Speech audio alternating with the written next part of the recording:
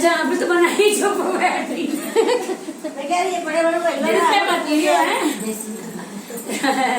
सब सीधी नासी तो कोई ना होता है सामने वाले ले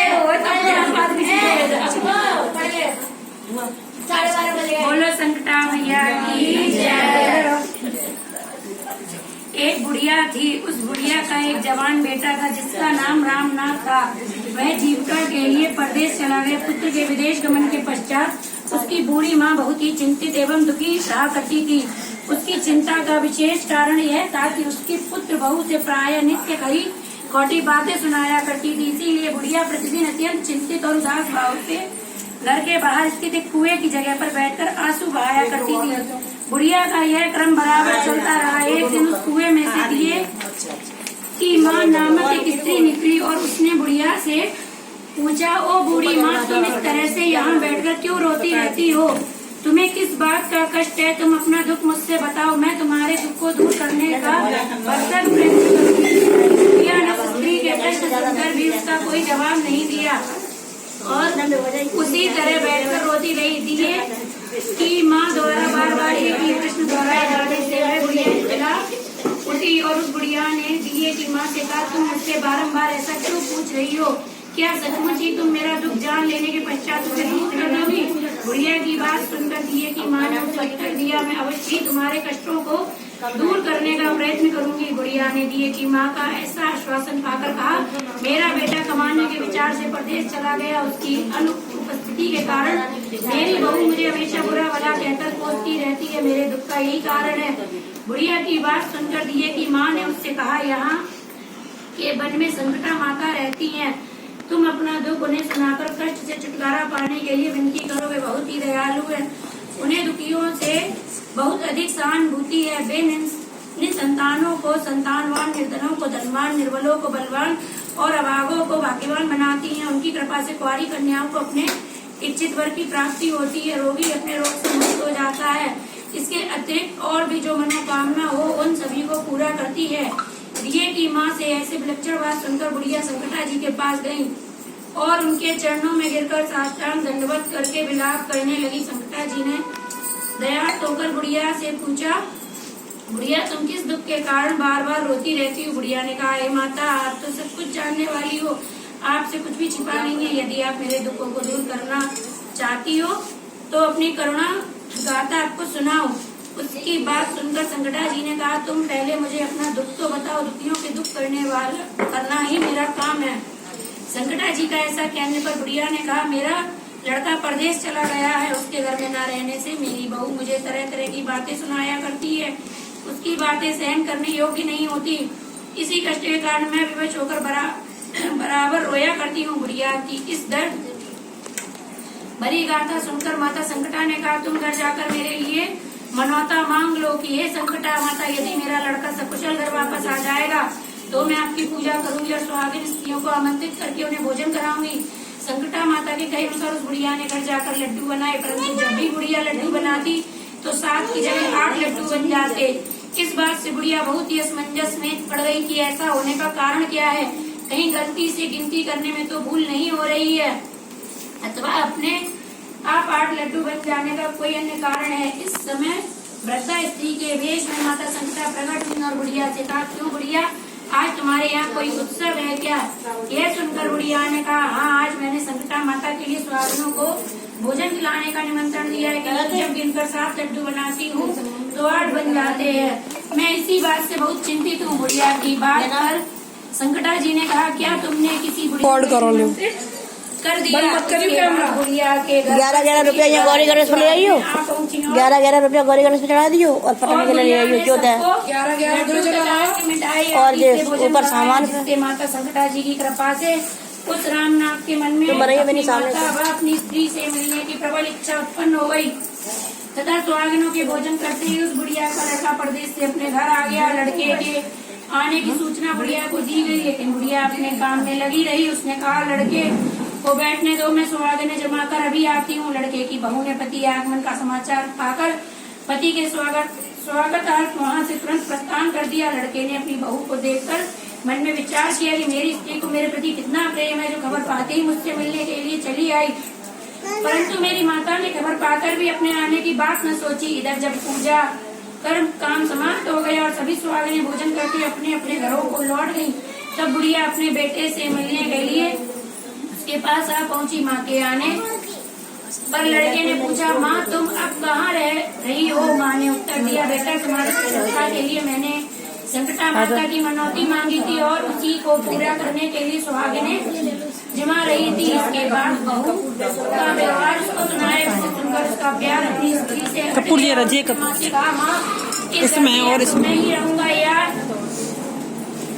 या यह रहेगी? बुढ़िया ने कहा, बेटा मैंने तुझे बड़ी तपस्या से पाया, इसलिए मैं तुझे नहीं छोड़ सकती, पर तेरे लिए मुझे बहू का भी त्याग करना पड़े तो मैं कर सकती हूँ। यह सुनकर लड़का ने अपनी स्त्री को घर से बहू घर से निकल कर बाहर आई। बहुत तीव्र मन से पीपल के पेड़ पर चढ़कर बैठी तथा रोने लगी। इसी समय राजा उधर से जा रहे थे। स्त्री को रोते देखकर राजा ने उससे पूछा, तुम क्यों रो रही हो? तो उसने अपनी सारी बात राजा को बताई, जिसे सुनकर राजा ने कहा, आज मैं तुम्हें मेरी धर्म बहन हो, इसीलिए तुम रो मत और तुम्हारे सभी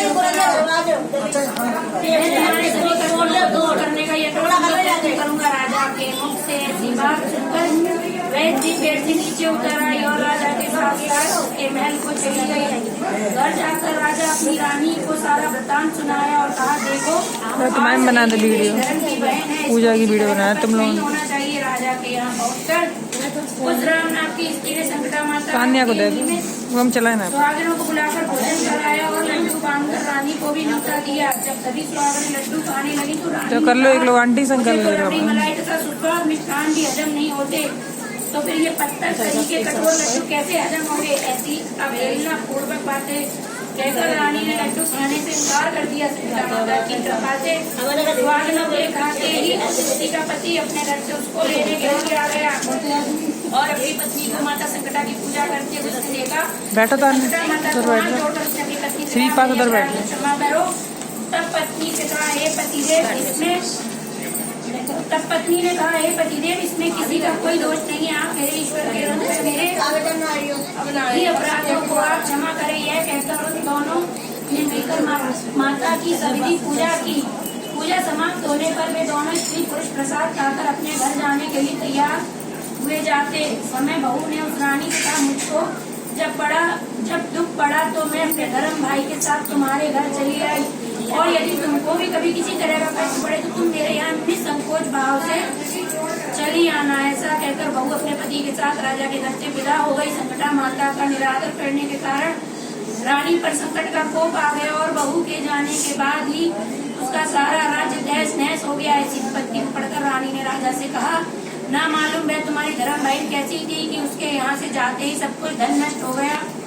राजा ने रानी से कहा, वह जाते समय कह गई थी कि कदाचित तुम्हारे ऊपर कोई कष्ट आ पड़े तो तुम मेरे घर चली आना, इसमें जरा भी संकोच न करना। इसीलिए अब हम लोगों को उसके यहाँ ही चलना चाहिए। ऐसा निश्चय करके राजा रानी दोनों ही अपनी धर्म बहन के घर गए। वहाँ जाकर रानी ने कहा, बहन तुमसे हमारे यहाँ ऐसा क्या कर दिया कि तुम्हारे जाते ही हमारी सारी संपत्ति नष्ट हो गई और हम लोग बहुत ही परेशानी में पड़े हुए हैं। रानी की ऐसी बात सुनकर उसने कहा, बहन मैं तो कुछ नहीं जानती, मेरी कर्ता धर्ता तो सब कुछ संकटा माता ही है, उसके अतिरिक्त और कोई दूसरा नहीं है। इसीलिए मेरी राय में तुम भी संकटा माता से अपनी भूलों के लिए क्षमा याचना करो, उन्हीं के मान मनौता से तुम्हारा काम बन जाएगा। उसके कहे अनुसार रानी ने श्रद्धा से संकटा जी का व्रत किया और सुहागिनों को जमाया तथा संकटा माता से बारंबार क्षमा मांगी। रानी के ऐसा करते ही अच्छा कर लो रिकॉर्ड कर लो। रानी को स्वप्न इधर से इन्होंने सब ऐसा ला लो, ऐसा करके तुम जो हुआ है। अपने घर को चले जाओ, वहाँ जाकर चलो ठीक है, अच्छा तुम कर लो। तथा मेरे जन्मी सुहागिनों को जमाना, ऐसा करने से तुम्हारा गया हुआ राजपाट में कुछ वापस मिल जाएगा। सुबह होते ही राजा रानी अपने घर पर चले आए। घर जाकर स्वप्न के अनुसार सब काम किए तो सारा राजपाट मिल गया और जो पहले की तरह राज्य करने लगे।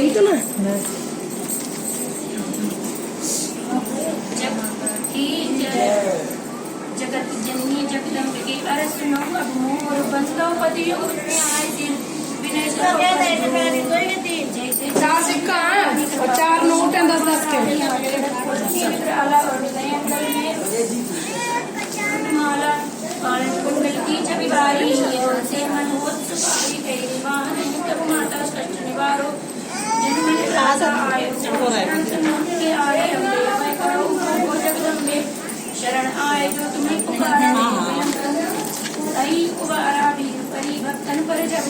सहाय मातु तुम सत्तम रक्त बीज दान तुम मारे चुमन गरम कर ले। कल वीरा मारे करो नादी रणधीरा करि संग्राम सकल सुनो हारे स्तुति कर करि जब तुम्हें पुकारे प्रगटे काल रूप में माता स्नेह से तुम ताई निपाता थे के पद सब लेते वही चैन जब बैठ जाओ पटाते आराम से।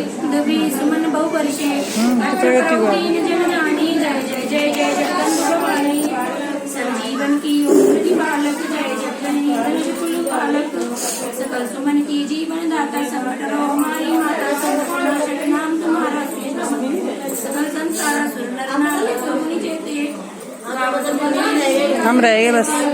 योगी आई कदमी तुम्हारा दर्शन पावे असंति है जी मुख पर चले सुन की सकल कमलो इछु काम पाई पाई कई नित्य मनाओ